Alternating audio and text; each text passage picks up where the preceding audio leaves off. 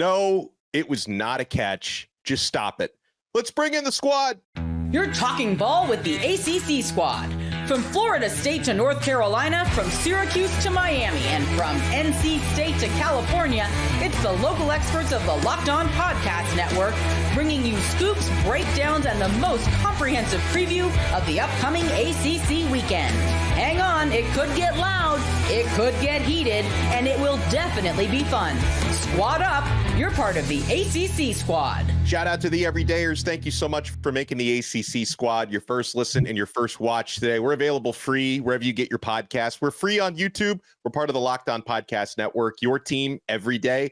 Today's episode is brought to you by FanDuel. Place your first $5 bet and you'll get started with $200 in bonus bets guaranteed. Visit FanDuel.com to get started. So only me from Locked On Canes and JJ Jackson from Locked On Blue Devils know that 5-0 feeling today. We also have Jackson Holzer from Locked On Syracuse, Kenton Gibbs, and Grayson Boone from Locked On Wolfpack. Dalton Pence from Locked On Louisville is back. And I'm so sorry, Isaac Shade from Locked On Tar Heels. It's basketball season. We'll focus on basketball, Isaac. We got that going for you. Thank you. We're definitely beating you all in basketball, especially JJ and stupid Cooper Flag. He's the worst.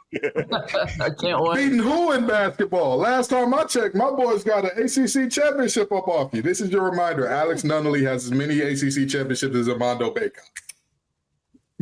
That's rough. Yeah, What a start. As far as football goes, I guess, guys, I'll have to buy the first round today because Miami 38-34 over Virginia Tech on Friday night. There was controversy at the end. It was even prior to the final play. It was an insane game, an absolute roller coaster. Cam Ward was making plays that seemed to defy all laws of physics. Kyron Drones was making tremendous throws off schedule for Virginia Tech.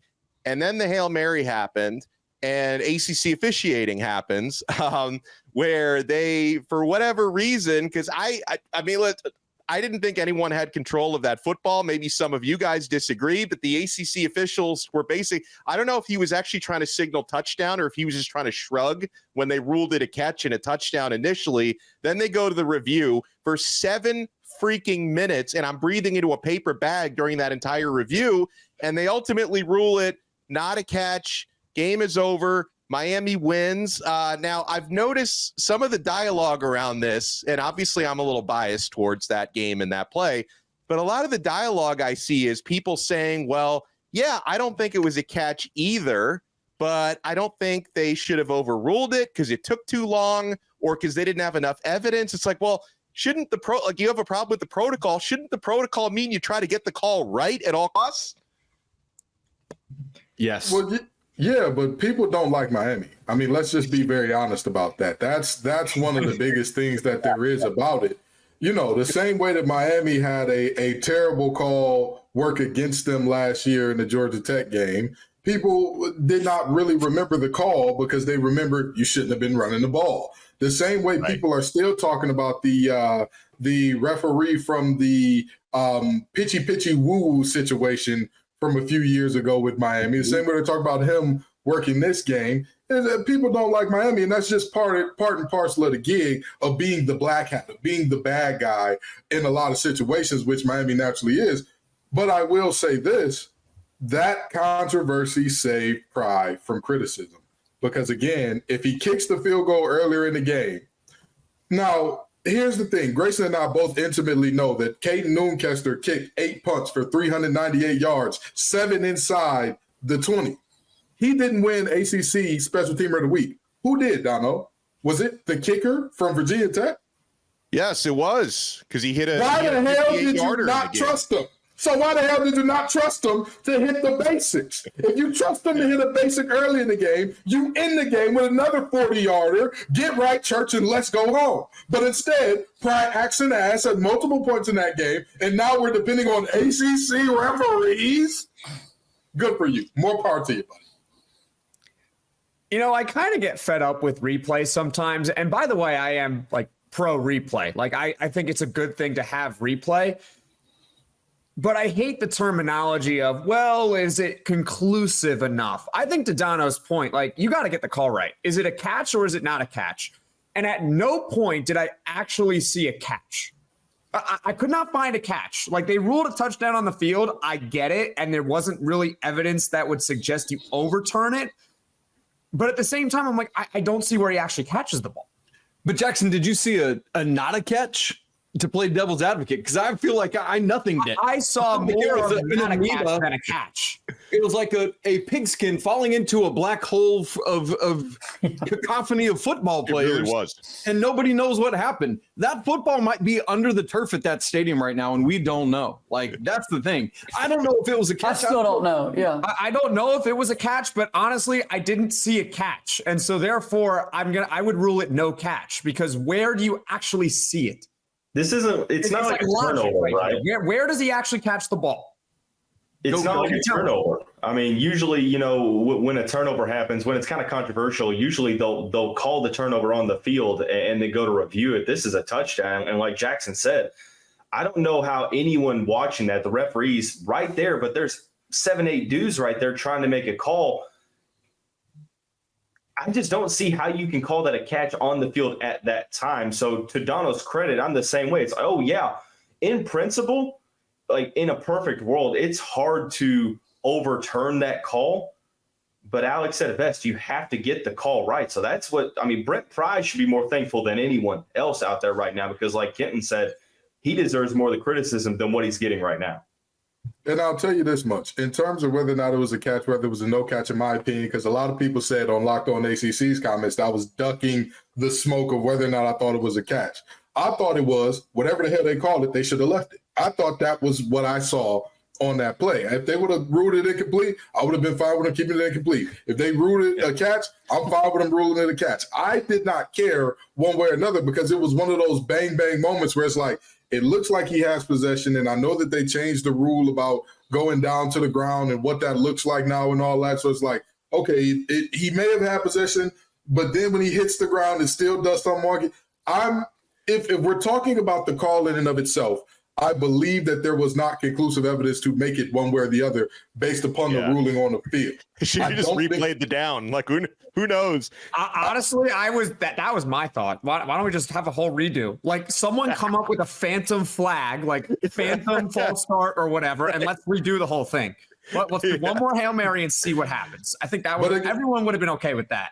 But again, if you're a Virginia Tech fan, you wouldn't have been, but that's besides the point. You have a kicker that's hit multiple from 50, and if you trust him to hit 2 from inside of 50, you win the ball game. You win the ball game. But there is one thing that I think we're all missing here. Donno, what did I say Miami had to do that they had not shown us yet? Beat a Power 4 team with a head coach that was going to be there at the end of the year. Because let's be honest, Billy Napier is going to be on the squad with us very shortly. Billy Napier is going to be right here with us pretty soon. And I'm going to tell you, be on the SEC squad. No, either way, I'm going to tell you, he looked real. Miami looked kind of shaky. We'll take Mac Brown right here. Hey, we love William. Media experience, so we're not. He's a wonderful coach. I think that he's a young coach that's building, and you need to give him time to build over there in Chapel Hill. But I'll tell you what, I'm not going to lie and say I'm fully confident in Miami as I was before this game after seeing this game. I'm going to tell you the truth. I'm going to tell you the truth, because I saw some things. I said, if you play against a better team, this is a loss every day and twice on Sunday.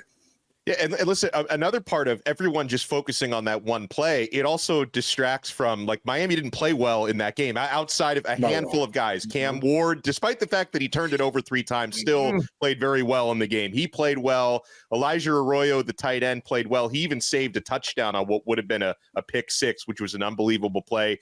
And Malik Bryant, the defensive end, played well. He blew up the fake field goal. Outside of that, nobody tackled. Like, they missed 20 tackles in the game. Like, okay, if you don't fix that, you're not beating Cal this week. So I totally agree. Now, I will say Miami won the game. Did they really deserve to win with the way they played? If they didn't have Cam Ward, they're not winning that game. Can I just say this? They won the game, right? Yeah. They won. That is the number one priority. Like, in college football and in college sports in general, style points do matter. They do. How you look does matter.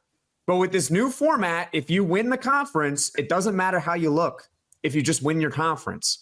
And so for Miami to get a conference win while not playing well, take it from the Syracuse guy, me, who had to play on a Friday night the week before. We were a play away from beating Stanford and lost that game, right?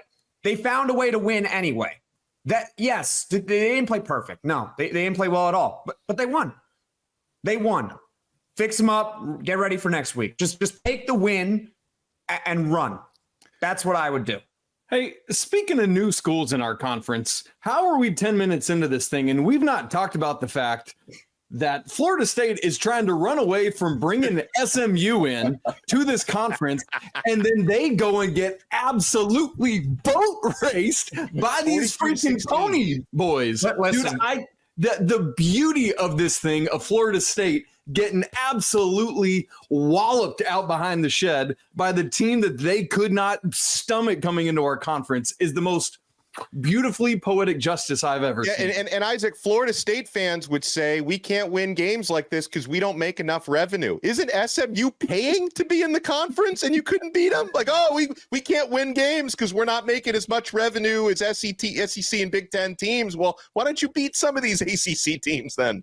Well, Donno, all they need is $20 million more a year. Then they could be Boston College, who is a perennial payout powerhouse. You know, nobody beats their NIL collective. SMU, I mean, come on now. Eric Dickerson said he took a pay cut to come to the NFL, for Christ's sake. Georgia Tech, I don't even want to tell you what the NIL look like in Atlanta. You know what I mean? Lemon Pepper Lewis down there feeding the streets, if you know what I mean. And so, you know, all in all these teams that'll beat Florida State so far. Memphis, hey, come on now. The stimulus package coming out of Memphis, something like we've never seen before. So, you know, Florida State just needs their additional $20 million per year, and they'd be okay to beat these teams. But until they get it, they're just poor and lowly and downtrodden. You know, it's hard for them to survive off the measly shekels that are coming in so far. You know, again, just $20 million more, and they'll do it.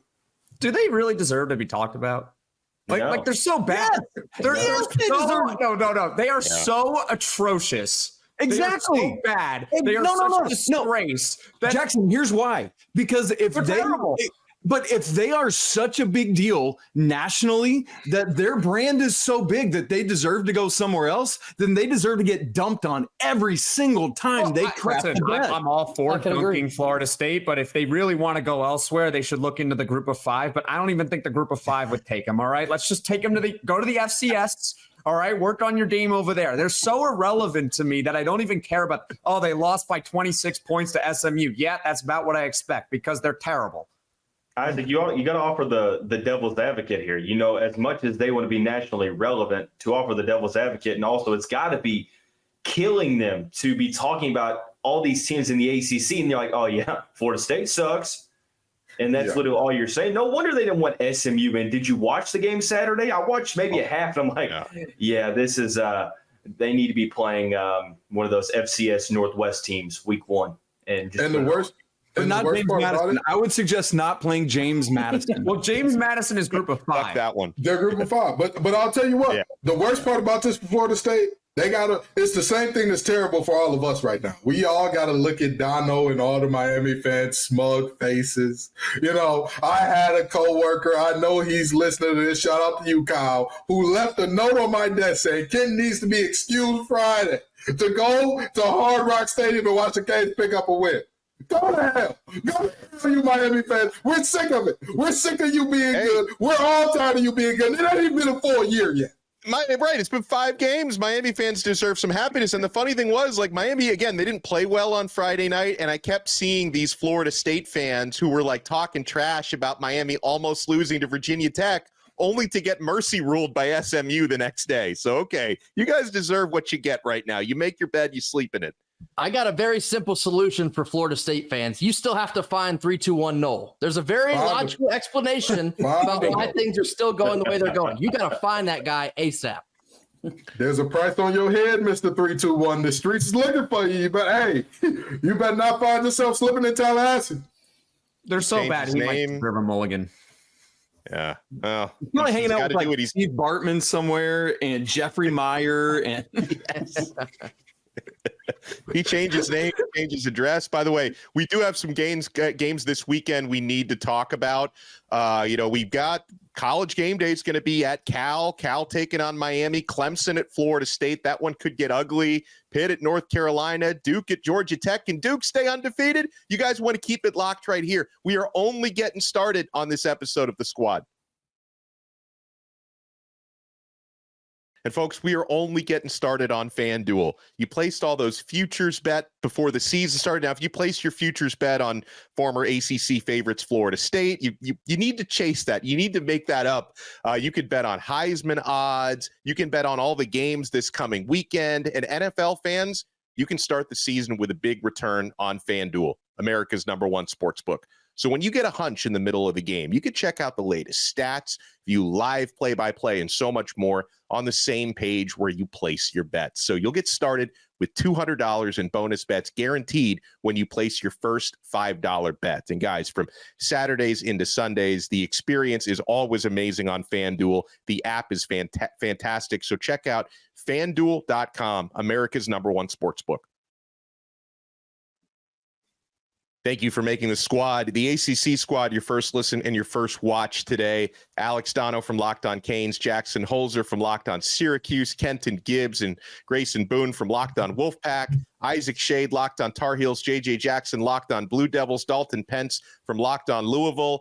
All right, so first and foremost, guys, since we ended the last segment talking about Florida State, how ugly do you think it's going to get against Clemson this week? And now the only thing that's disappointing for me, DJ Uyunglele, if there was, I think I might have added an extra syllable. If there was ever a game when DJU was probably going to play really well, it might have been against his former team in Clemson, because the effort would have been there. DJ's got a hand injury. He's not going to go. It's likely going to be the Brock Glenn show this weekend. But guys, how bad is that game going to get between Florida State and Clemson? Donno, if you thought this was the game that Yes. Great answer. Yes, this is a great answer by Grayson. It's a great answer. But Donno, I'll tell you what, if you think this was the game where DJU was going to play well and set the world on fire, I know you're somewhere back there, Jarvis. I know that you're somewhere in the shadows. We got to start drug testing Locked On hosts. We got it. The DARE program has failed us all if you believe that this is the game. But in all seriousness, I look at this and I say to myself, there is no way under God's green earth that Florida State does anything with Clemson. They'll get beat up front. They'll get beat up on the perimeter. I'm very seriously concerned about whether or not we will instill a mercy rule after this game.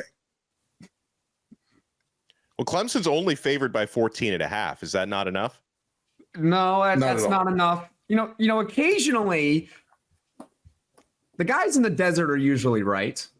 They're usually right. There's a reason why they have all those new buildings. Every year they have a new building, right? And we talked about it last week with the Miami and Virginia Tech line, how that made no sense. Miami was like almost a 3-touchdown favorite in that one. Look how that one turned out. This one doesn't make a lot of sense either. What? 14? That's it? That's it. So you would tell me that if these teams played, because you get 3 points by being at home, that Clemson would only be a 17-point favorite on a neutral site. That's it.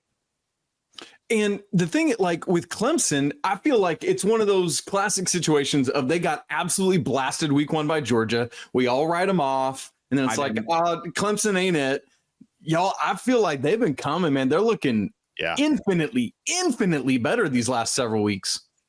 Cade Klubnik just looks that much more improved as well. You look at the progressions, and the main thing is he looks confident. Garrett Riley is doing wonders in South Carolina right now. And you're right, Isaac. We all wrote them off, and when they beat Appalachian State, I'm like, it's not a good team. And then they've done it for a couple weeks. NC State with a freshman quarterback and a Stanford team that we're still trying to get some data on what the hell that team looks like. Ultimately, all you can do is beat the teams in front of you. We know the defense is good. We know Phil Maffa is one of the better running backs in the country.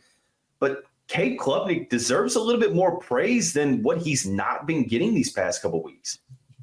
I didn't write them off. One thing I will say about I didn't write them off. One thing I will say about Cade Klubnik is, and I will admit that I was a victim of this too.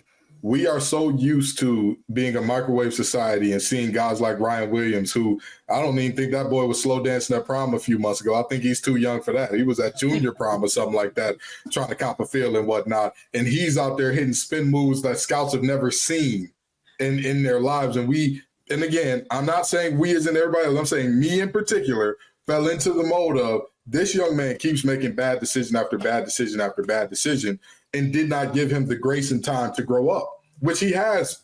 He's seemingly this season grown up a lot, especially, and I want to really say this, especially in game one. When they were getting their heads beat in, I didn't see a bunch of bad decisions by him. Don't get me wrong. They were outmanned, outclassed, outmatched. I didn't have those moments where I'm just like, hey, what are you doing?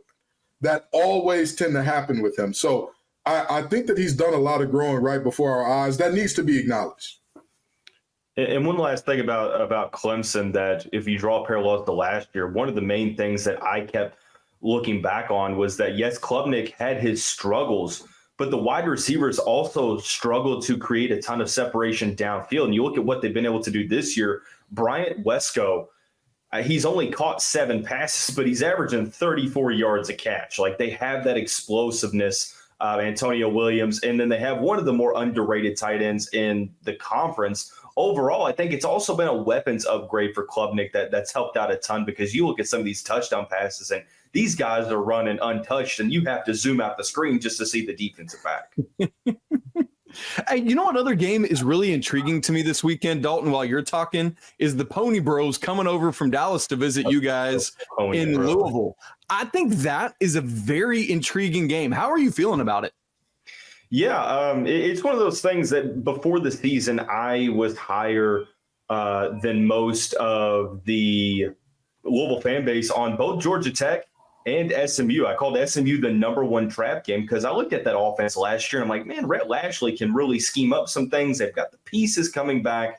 This year, struggled a little bit out of the gate. The BYU loss isn't really looking as bad as it did just a couple weeks ago, but they still have a really good offense. Now, unfortunately, they had a cornerback choose that play 4 games redshirt transfer trend that we're picking up on. But ultimately, I don't know what to think of it, Isaac, man. Louisville's about a 6.5-point favorite.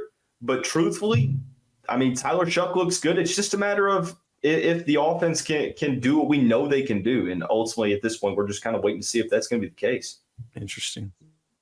Well, what about JJ? What about Duke's streak? Is that going to continue? Best start since 1994 for Duke football at 5-0. Yeah, it's been a long while. We hadn't been talking about Duke much at all this season. I was kind of hoping we would continue that trend and see if that was the reason they were able to kind of stack these wins together. The line keeps going in Georgia Tech's favor. And in some ways, yes, call me a Duke homer, but I just don't get it.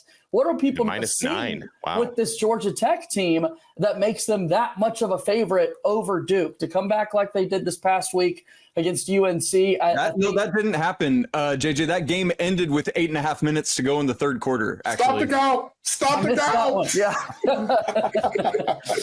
I don't know, guys. I feel like there should be more love on the Duke football team, and maybe in the weeks to come we'll start to see it. But what Star Thomas has been able to do out of the backfield for this Duke football team, it's not Malik Murphy.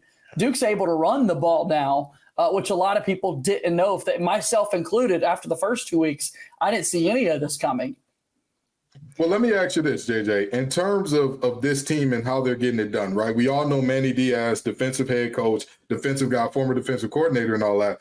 But it seems to be they're not just stacking up wins. They're stacking up really good defensive performances. I mean, when's the last time a team put up over 30 on this squad? And just as one more thing for everybody on this podcast right now, if you are above the age of 30, if you were alive last time Duke was 5-0, say aye for me. Aye. That's man, we got young guys on here. That's crazy. we pulling to Alabama. We got the young bucks rolling. Now I don't specifically remember them being 5-0 in '94, but I don't know what I was doing. I was alive. I wasn't watching Duke football, I guess. Donno, we're the Waldorf and Statler of this thing, man. We're like the old grandpas on Muppets, just heckling from the cheap seats. I came into the world in '95. I missed it by a year. So this is for the Duke fan in me. This is exciting. First time ever that I'm able to see something like this. And this is, by the week that countdown to craziness happens on Friday. Like, I'm all ready for basketball season. And this Duke football team's like, wait a minute, JJ, make sure you're paying us some attention and paying us some love, man. It has been fun to watch. Now I got to ask Jackson, what about Syracuse going to UNLV? Yeah. And they still look good despite Sluka opting out and redshirting. When we talk about the NIL controversies, that he was the OG for this season. UNLV still favored by 7 points against Syracuse. What's going to happen? It sounds about right, honestly. It's a road game. It's the first road game of the Fran Brown era. We have no idea how they're going to fare on the road. They weren't very good on the road with Dino Babers, let me tell you that much.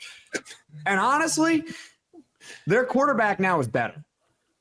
Yeah. Okay, I was not impressed with Matthew Sluka at all. I remember a lot of fans were like, oh, does this make the game easier now that we're going to go against a backup quarterback? And I'm like, well, I think their backup quarterback is going to have better than a 43.8% completion rate. So I'm not so sure just yet. And then they just demolish Fresno State. And I know that Fresno State is not some juggernaut here, but they're playing really well and they're ranked for the first time in program history. So look, I think Syracuse can win the game. It's not one of those games where I would say UNLV has just so much more talent. They can't do it. It's impossible. I think it's one of those games where you have to be on your A game. Syracuse is going to have to play like they did against Georgia Tech, their most complete effort of the season, despite what the final score really says in that one. They dominated that one from start to finish. If they play like they did against Georgia Tech, they can beat UNLV. Other than that, they probably lose. I'll tell you what, with Devontae Adams and Max Crosby asking for trades, UNLV might be the best football team in that time. They really and truly might be the superior brand of Rebel football is running wild. I didn't see Max Crosby demanded a trade. Oh, no. It was soft talks of it in the offseason. There was soft talks of like, they're terrible. They're going to trade him anyway. Well, get Devontae Adams out of there. I got Brock Bowers on my fantasy team, baby, just racking up those tight end catches. That's right. Well, listen, I don't understand how Nesbitt and company don't have more tight end catches with the struggles UNC had offensively in the second half. Isaac, what's going on? Dude, Talk to us. I think Nesbitt had 5 receptions on 37 targets, if I'm remembering the count correct. No, it was like legitimately like 12 targets and 5 catches. Look, Jacoby Criswell, here's the thing I've noticed through 2 games. He's got a cannon for an arm, but like our bro Nolan Ryan, doesn't know how to get that little touch off the ball when he needs to just drop it in. And that's what Drake May, for example, was so good at these last couple of years, is having every throw in the book that you need, but knowing how to get the right amount of touch on it to drop it in where he needed to. Criswell has been missing those kind of throws that allows you to just get that extra edge to where, if that game is 28-31 or something like that, is a whole different story there when you get to the middle of the third quarter. And as JJ said, at that point, you're expecting Omarion Hampton to be the guy that is just bludgeoning people, wearing the game out that way. Instead, it's Duke figuring out, hey, we've made adjustments and now we're stopping Omarion Hampton, and Carolina is not able to counter adjust and do it. And so I thought it was a much better coaching job by the Duke staff than the Carolina staff. And instead it's Star Thomas, the one that's making all the bludgeoning runs late in the game. And to me, that's where it was won, is in the adjustments from Duke and the lack of ability to do that from Carolina. Well, we got a couple more games we want to look at, guys, including Wake Forest at NC State. NC State, we'll see if they can start a little winning streak here. Stanford hosting Virginia Tech. North Carolina hosting Pitt. You guys want to keep it locked right here? We're not done yet on the ACC Squad. All right, Squad. So for the rest of these games that we haven't discussed yet, which one stands out most, and anyone want to buy around here? Bueller? I was just about to say, don't everybody speak up at once. We went over a lot of the key. I mean, Miami and Cal is going to be an interesting one. I was just about to say, I think Miami and Cal is going to be a lot more interesting than most people think, because you look at a Miami team that has struggled with tackling, and you look at a Cal team that, objectively speaking, Jay Knott has not had his game yet. He has not had his welcome to the ACC. He's absolutely doing it.